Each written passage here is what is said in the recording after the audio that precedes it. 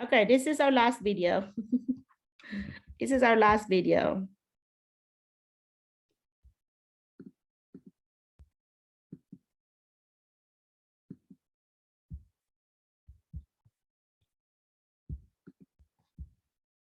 And let me admit all to our last video, last session here.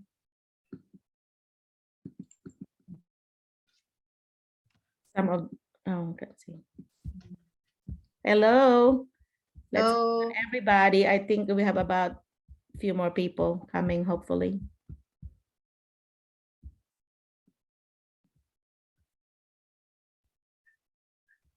Doc, she also asked about how many, when you come here, are you going to come alone or with your family? Okay. Something like that. And what did you say? So I answered, for now, maybe I can go alone and then later I can get my family. So I need to learn about the different, the environment first, the culture and everything, so that after I settle myself, maybe I can get them. That is a very good answer, by the way. That is a very good answer. We'll put you a little bit on the edge because if you have somebody else that would say, I'm coming alone, because some of the schools are thinking about expense because some schools actually have funds to pay.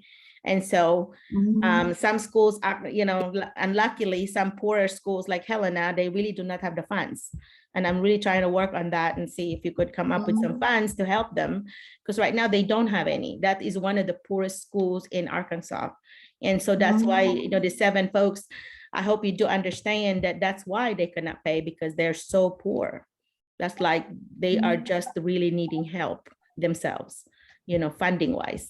And so, but I am constantly working on that. I keep saying, I felt like almost begging, like, hey, if you ever have any extra money, don't forget the international teachers, you know, get them a budget in order to help them.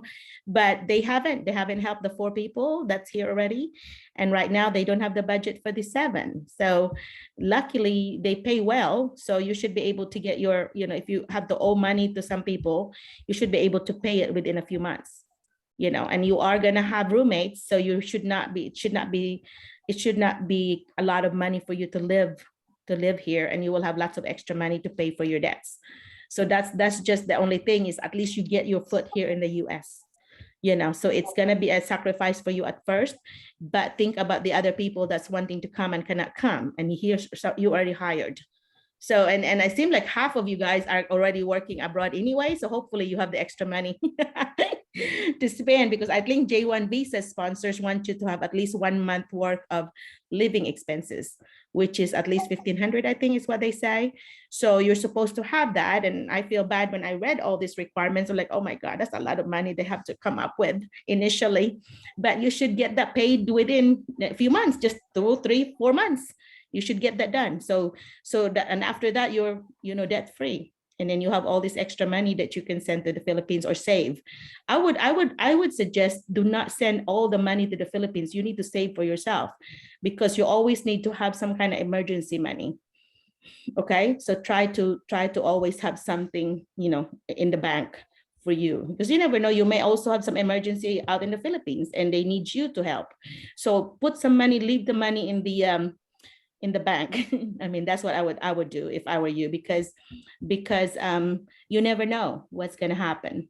And even in the US, you know, I've lived here in the US 35 years. I always have that money amount that I need to have in case somebody in the Philippines, you know, pass away, for example, and I need to go to the Philippines quickly, that I have the money to pay for my fare and my expenses. And of course, you end up paying for the whole thing there.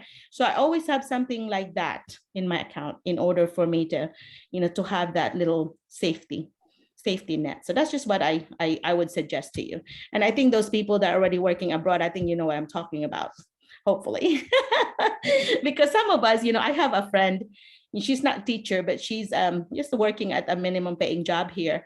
She sends every dime to the Philippines, okay? She cannot even buy little something to wear for her. And I said, quit doing that. You're spoiling the folks in the Philippines. They're not even wanting to work now because you're spoiling them.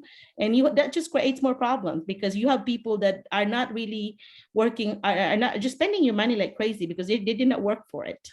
You're just like enabling them. So you cannot do that. You have to have a balance of helping someone and enabling someone. Enabling someone is you just completely support them and they don't have to work, which means that they're going to end up, gambling it away or drinking it away or any other thing, because they didn't work hard for it. Any money that just given freely and they don't work for it, they don't really value as much as if they work hard for it. So just my 2 cents worth based on my experience. I'm helping my 2 brothers right now. And I think I'm in the verge of helping too much also. My sister's already saying something to me that you are helping them too much. Our brothers are like acting like millionaires there now, having 2 big houses and, and then sending them rice every month and all that extra money. So I really need to stop. But, you feel a little guilty, and you'll feel that when you get here. You feel a little guilty, like, oh, I am so blessed here in America or wherever you are. And then my folks there are not as blessed, and I want to help, but I'm bad about helping too much sometimes. And, so I'm talking from experience. Don't do that. So anyway. Okay, so who else is has not talked? I want to make sure. Eva's coming. Oh, Eva, there you are. I know I didn't have all the 7. Eva, is your 7th one? Yeah, talk to us. Hi, Mom. Good morning. Good morning. Good evening, everyone. Sir Edison, Ma'am Alginia, and Ma'am Camille. I think we will be teaching in the same school, Central High School in Helena. Yes. Yay. Yeah. There's my Super 7 folks. Yay. Right, ma'am. So just an update on my current status. I also am sponsored by Green Heart, and I could attest to they actually are taking time to respond to your queries. I think, ma'am, because the email that they're using to respond is an automatic email. I don't actually have a contact of an actual person. Oh no, that's not yes, good. Yes, ma'am. So are they that big? Are they really that big? That's why they have to have automatic things like that. Are they so big, or are they just having people that are not doing their job? I don't know. I'm just hypothesizing that people are actually, the applicants are actually like having Green Heart. So there are a lot of applicants. Maybe that also has caused the delay of the replies. Yeah, but you should, I was thinking that if you cannot handle it, maybe hire another folks or, do something. I stay up all night if I have to. If I have something that I'm doing, helping others, I don't have to sleep, because I really, I guess sometimes they don't see the importance of like, I need this answer quick. But anyhow, yeah. So yes, ma'am. Yes, ma'am. This week I just received an update from them.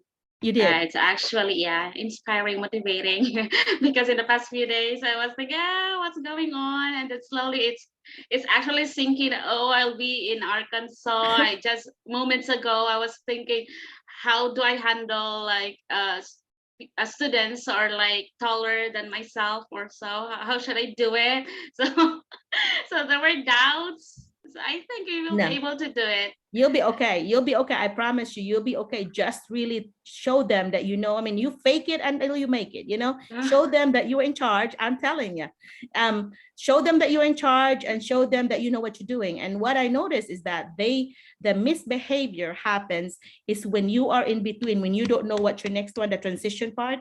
If you don't have a smooth transition, they're going to talk, they're going to misbehave in the middle of it. But if your lesson is smooth, you go this, you finish with that, do a transition to the next one, they do not have a time to misbehave, because you're getting them busy the whole time. And that's why I said 10 minutes, 10 to strategy, 10 minutes you talk, 2 minutes that they have to process it with each other. Talk to somebody, or talk to your group, talk to your partner. If you have that, then when you're talking, when they have the 2 minutes, make sure you go around the room and listen to what they're saying, and they're actually on task.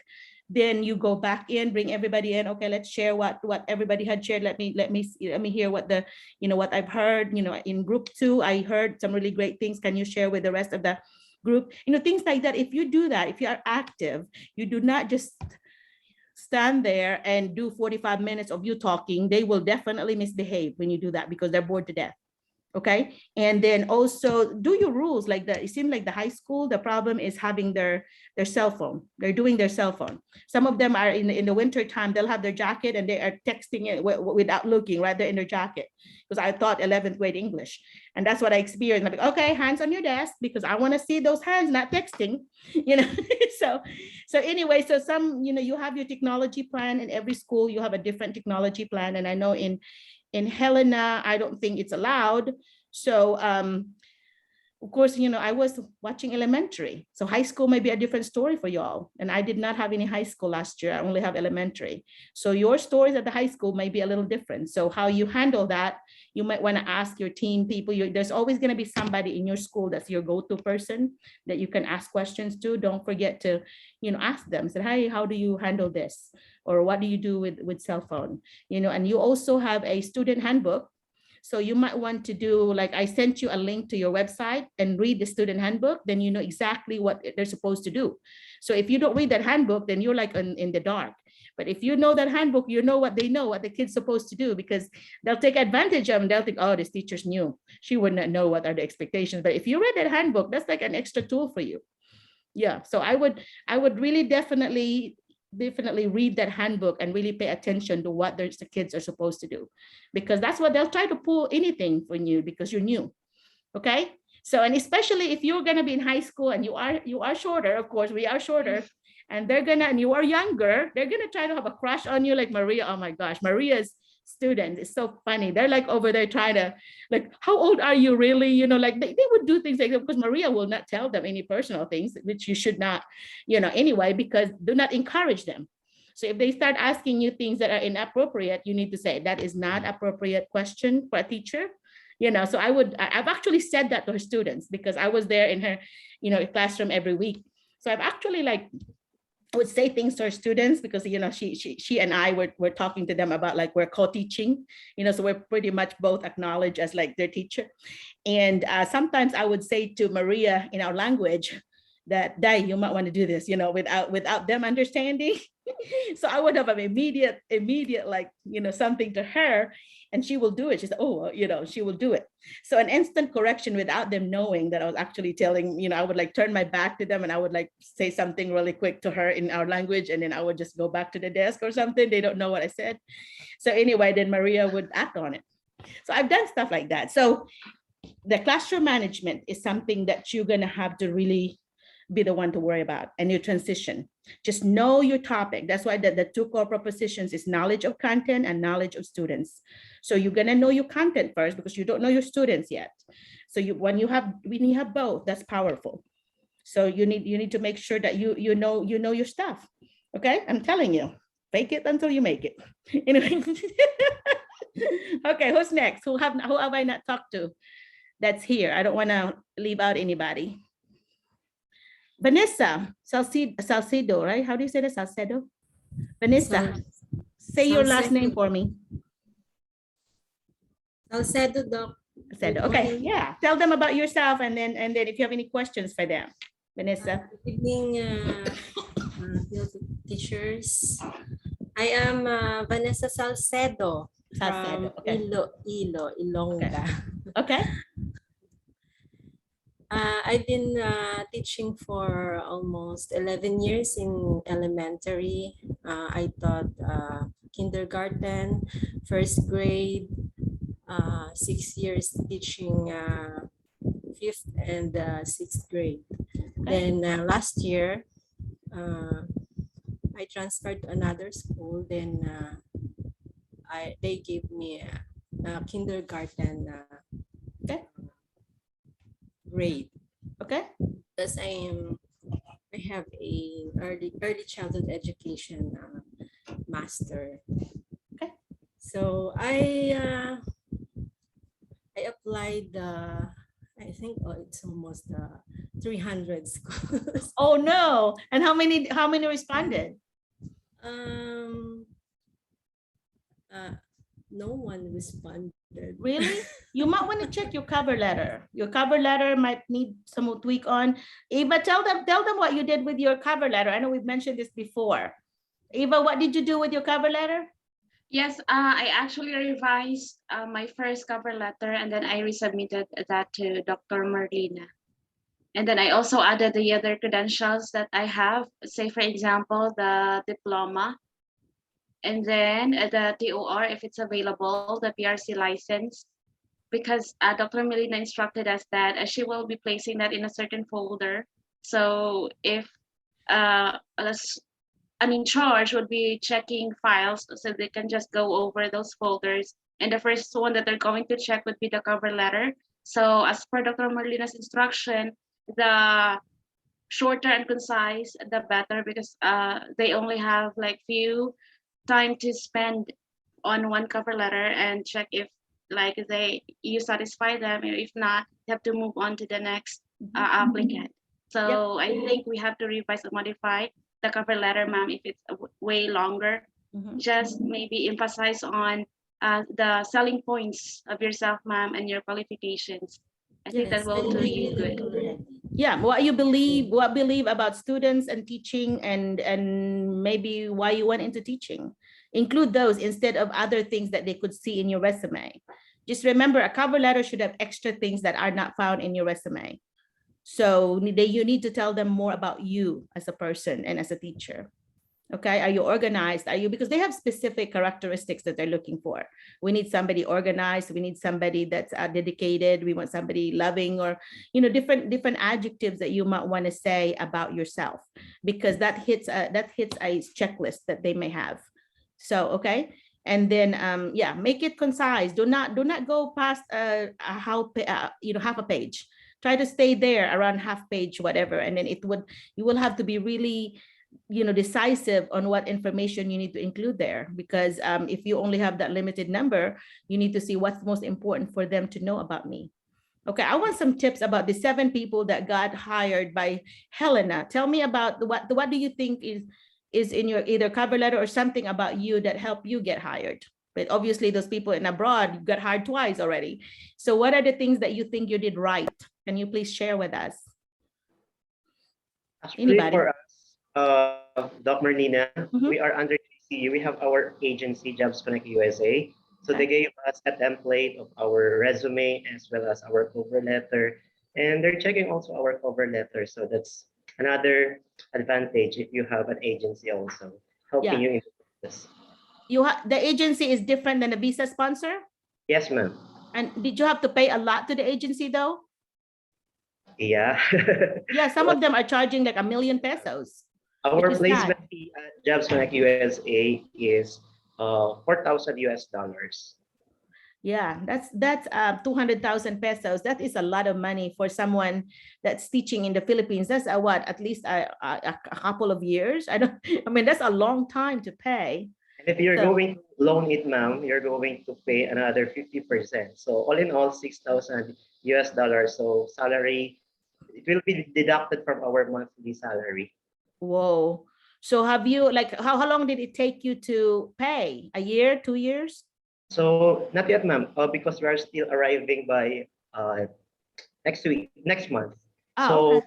Yeah, our contract will start around September, ma'am. Okay. Oh my goodness. So we are going, that's a lot. For 1 year. Yeah. Oh, I mean, I'm glad that they're helping you, but to me, not everybody can afford it. See, for example, you are already abroad, so that helps you, right? But the others that are still teaching in the Philippines and struggling with family members and so on. And that's why I feel like, attending mine, I'm not charging you. It's hopefully will be informative. That is maybe some equivalent or maybe more than what a agency can do, because we have a weekly Zoom. They're not going to have a weekly meeting. We have in these meetings, we have talked about from interview tips to mock interview things to, about cultural differences between the US and the Philippines, all kinds of things that I need to put every video that we have in a folder and maybe send everybody the links. That way, if you want to review some things, might help you, because it seems like every week we end up with different topics depending on what somebody would bring up. Because with my experience of 30 plus years, I have a lot of examples in my head that some do's and don'ts that teachers are doing that should not be done. But anyway, so you have any questions for me so far before we move on? Because I really want to talk more about classroom management. So do you have any questions for me, especially the 7 and then the others, the rest of you? Yes, ma'am. I just want to ask, when are we going to have our PD in West Helena, in Central High School in West Helena? They will have a PD schedule for you. That look on their website and continue to check their website. They will have it posted. You look at their calendar. In your calendar, it would say PD days or whatever. It would say what are the events there, and also your best resource really are the 4 people that you already have in contact with. They will be in the know, because they will be told like ahead of time that we're going to have this. Most of the schools here, because June and July are actually your off months, they do not schedule anything there. Some schools would schedule one like at the end of July, but most schools would really wait till about the second week of August or the first week of August to do anything. So most teachers are actually off the 2 months, June and July, unless you're teaching summer school. The 4 people in Helena, they're teaching summer school, so they're making money, I think $50 an hour. So they're making, they're making. They receive their summer bonus.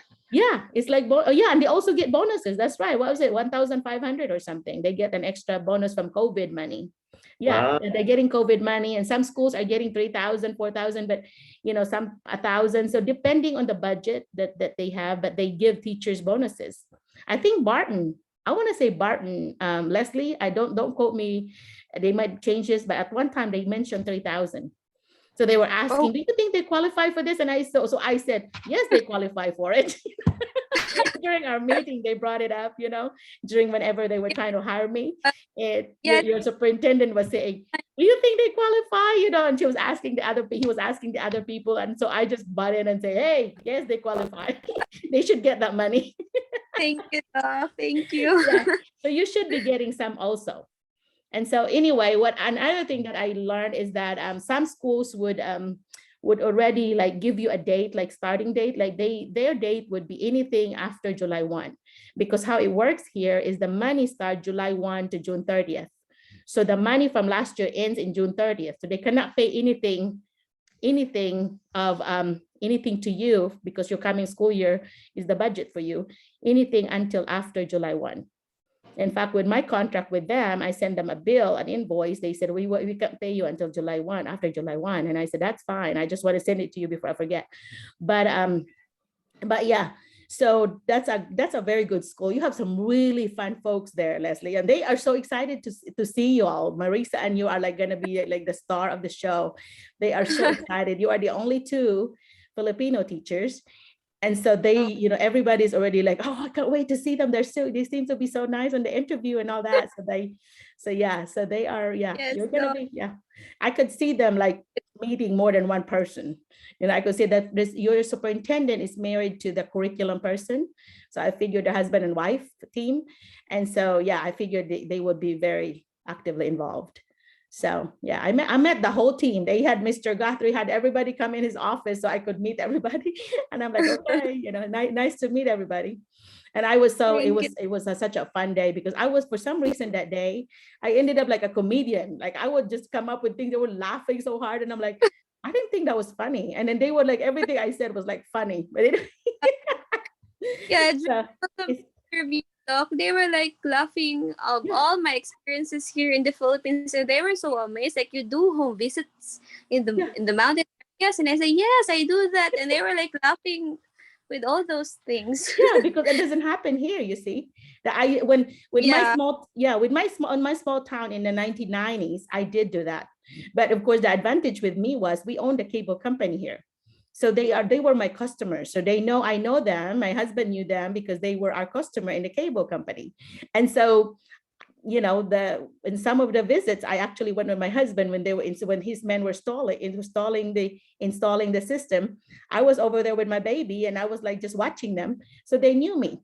So this parents, I knew they were safe, but you can't do that anymore. Even in my town, they do not do home visits anymore. We have a lot of people that moved in here, and some of them are not as friendly or as safe as others. You have some neighborhoods in every town. You usually have some neighborhood that you do not want people to go because it's not safe. So, but if you say the word, is it a safe neighborhood? Is it a safe place? That sometimes is being thought of as racist, because are you putting somebody down? Because a lot of time when they refer to not a safe place, sometimes they think of it like, well, because some Black, criminals or whatever.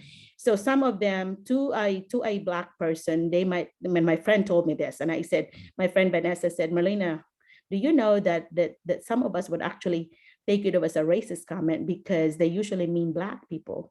I'm like, oh my gosh, I never looked at it that way, that it is taken that way. And you have to be aware of that, that you don't say things like that because you are putting somebody down. And a lot of times it might be Latino, and it might be your Black, folks, because Asians, we are considered a perfect minority. We can fit either way. So we're like, that's why some of them are kind of jealous, because, oh, Asians, they are like smart. Yeah, they are like can fit. And that is the stereotypes that we fit. And I think I shared this one time that some teacher was like, some Caucasian teacher came to me in one of the PD things. There was a lot of people in the auditorium, and there was going to be like a place where you have to answer something, your teachers have to be like involved. And she sat next to me because she said she knew I was going to have all the answers right. I'm like, is that because I'm Asian? I was like saying that, and I was like, I kind of took it as an insult, like I was being stereotyped, but at the same time, it was a flattery. But at the same time, you do not want people to ever stereotype. You don't know all the Filipinos, you don't know all the Asians. Why are you assuming that? So I am, of course, I'm very sensitive about that, because I am a diversity trainer. I actually train corporate members to be not racist. I do a training. I charge $2,500 a day for those corporate training. I did Coca-Cola executives. And so I did 1 week with them, and we had to show them, you cannot put people down by the comments that you say, and they have like, the executives there was some Latino, there were some African-Americans, some Blacks, and then Asians. So when we broke down into groups, they put it was in a big hotel. And so there would be like room session, like my name and the room number, and then the Black trainer's name, and then the Latino trainer name. And we didn't have to say you have to go to your own culture, but I got all of the Asians. And then there were some Blacks that came in there, and there was some Latino that came in there. And so it was such a really neat experience. I had them their homework before they came was they have to bring an artifact that really means a lot to them. And so then they have to talk about the artifact. And the artifact I brought was this little ceramic thing that my grandma made. My blind grandma made, and so she lived in Mambaling, and she died now, but that was something that I really, really treasure. And I told them about, how she made it, just feeling it and so on, but she gave everybody, this, and this is really one of my most treasured, a possession. And everybody brought their own, and we were crying, guys. We were crying. We were like, so, because they're talking about coming to this country and the things that they've learned, and the people that they miss from home and so on. I mean, it was such a very powerful session that day. That was one of my favorite things that we did, was about having the artifacts and talking about the importance and talking about diversity, about how you respect the similarities and the differences of people, and you understand their culture, and you share your culture. And that is what the J1 program is about. That you have to have, I think, once a semester, so 2 times a year, you're going to have a video or some artifacts showing that you have shared your culture, and that you have also gained the culture of the American. So I think one of the Helena teachers, she did like a fiesta thing. She had a feast where she was teaching them how to make American flags, not Filipino flags. And then she brought some Filipino foods, and then they have like a little fiesta mixed with Filipino foods and American foods. And then they have this big feast. And so she videotaped that and took pictures and so on. That's one of the things that they did. And another thing I think Annalisa did, where I was actually doing the teaching in front of her students, and I'm a Filipino teacher, but I was sharing about writing. I'm a writing specialist. I actually teach teachers how to teach writing. So I would go all over the state to do this. So I was doing her classroom, and she took a picture of me with my mask on, and she turned it in, and she said, well, it passed. And I said, well, that's good. I don't know what else she did, but anyway, but that part right there is a Filipino teaching others. And you're just showing that the Filipinos culture is teaching the American culture, and then vice versa. So when you do your project, and for the Helena bunch, I'm supposed to be the one helping you with that, you're gonna have to show that you learned something, and then they learn something from you. So that's the intercultural exchange there. That's what you have to show. Okay, and that is required by, I think, all visa sponsors. That is part of the program. Okay, so so my advice is, and it's about to end, my advice is to document anything, something that you learn, like you go outside, you learn, you went to a park or whatever, you know, these are things that you learn about your community, about the United States. If you go, take lots of pictures, well, that's not a problem. We always take lots of pictures, Filipinos anyway, so I'm stereotyping, but that's just what I do and my friends do. But anyway, so do that, because that could be something that you can put as a collage of things that you have learned, and then things that your students have learned about your culture. So for example, you have them greet maayong buntag every day, you know, and I teach them how to count 1 to 10. Usa, duha, tulo. I used to do that with my students. Usa, duha, tulo. You better be all back in when I say tulo. Tulo is like big time in trouble. If I'm on tulo and you're not down. So my kids were like, Usa, duha, you were over there scrambling because we don't want Miss McCullough to say tulo and I'm still up, you know. So anyway, things like that. So you just have to share some things about the, you know, about the Philippines. Like I did Philippine music when they are working, doing something quietly, and the kids love music. I would put in a Philippine music on, you know, and then I would put American on. I would kind of switch it back and forth. That way they learn mine and I learn theirs. And so anyway, so I did that when I first started teaching. So you have to share something of yourself. You know, I've shared when I was younger. What did I do when I was younger compared to what they did when they were younger, and so on. So anyway, things like that. So did I talk to everyone? Make sure that I didn't leave out anybody. So give me some final comments before this video ends. Anybody? Anybody can come in and tell me some last comment. Or Hello, not. Doc. Yeah, Yes. can you hear me? Yes. Yeah. So this is actually not related to classroom management. I just would like to ask with regards to, because we are in the same boat with Mom Leslie. I don't know. I forgot the other teachers who's going to have their interview in the embassy. Okay. So I'm also waiting for my interview this Monday, June good luck. 27. And there's this question that is, you know, bothering me. And so far, I haven't learned that no one from the teachers, from these 7 teachers, got this question from, you know, the officer or the interviewer. What was it?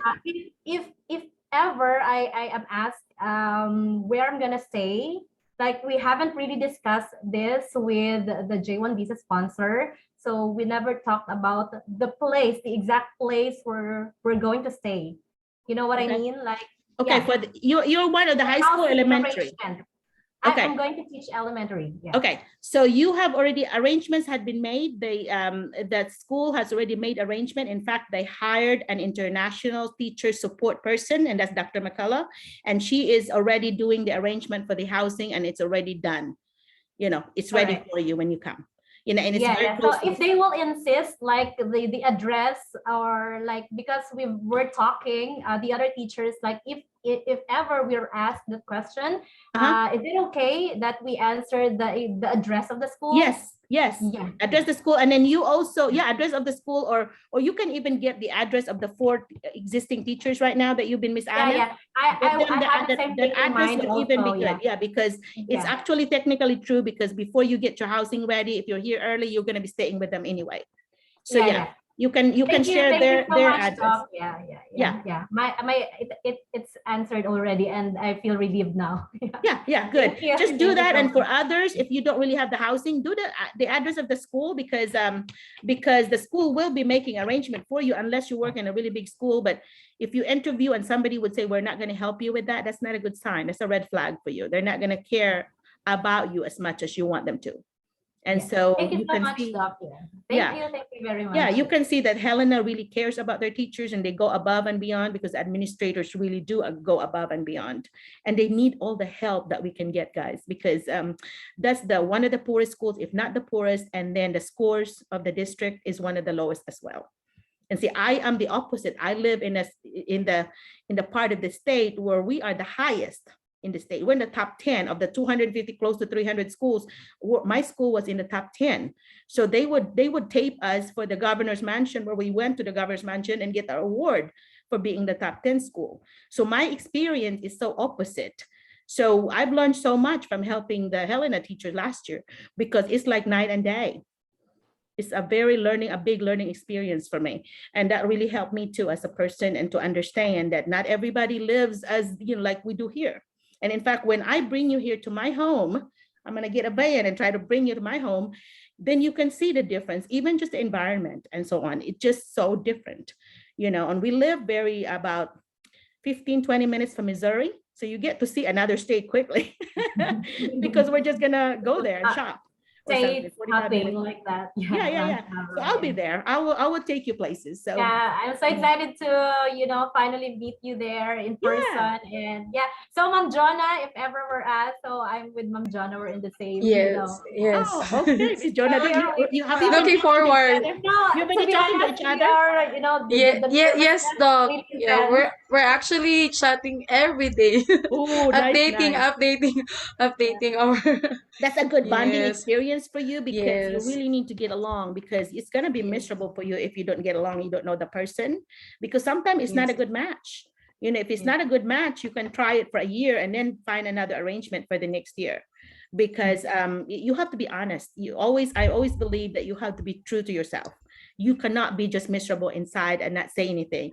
If you tell me something, I will not share with the others. So, if the buck stops with me, I mean, the Vegas rule with me, what's said here, it stays here, and being a former administrator, I really believe in that confidentiality, that I do not tell the business of other teachers to other teachers or the other administrators. So if you tell me this is just between you and me, and I've heard so many of that this year, but the advantage is I'm very forgetful. So if you tell me something, I already forgot it. So I'll take care of it if I need to take care of something. But after that, I forget about it already. So you don't have to worry like she's going to blab about and tell somebody, no, I don't want to get you in trouble, and I don't want anybody fighting either. So I'm a peacemaker. I like to make peace rather than fight. Okay. Because I want you to be happy when you're here, because if you're unhappy, then you're going to want to leave. We don't want you to leave. Okay, because this school, especially this school, really needs the help that we can do. If we can make a difference, it's going to show in the scores. If you're doing your job the most that you can do, it's going to show up in their score. And you're going to get the credit saying, oh, you know what? What's the big change that you did? Well, we brought in these international teachers and they've really helped us. Okay, so classroom management, we're going to talk more about that, because the big thing is, do your rules, be firm, be consistent, don't have favoritism, don't ever embarrass somebody in front of anybody, doesn't matter what grade it is. You're gonna have to take care of it privately. Okay, do not just like, because you have the flight and you have the fight and flight thing. So if a child, especially in the middle school and high school, is embarrassed in front of their peers, they're gonna show their peers that they are gonna get you.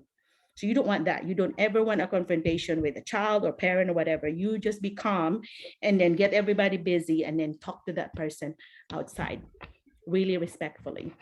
Okay, tell me your plan. What is your plan? What's going on? What's going on at home?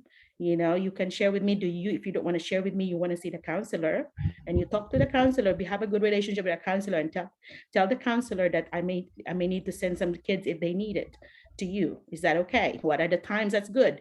Things like that, because that respect thing is so important. When the students respect you, they'll do anything for you. And you want that. You don't want kids to hate you and tell everybody, oh, you don't want to be in that class because this teacher is mean. And you have mean teachers, by the way. You will see some mean teachers and you will hear some mean teachers screaming at other kids. Do not follow that. Because especially if they're the same culture, like a Filipino teaching another Filipino, we can kind of be in each other and be okay with it. And they might be the same with their Black teachers.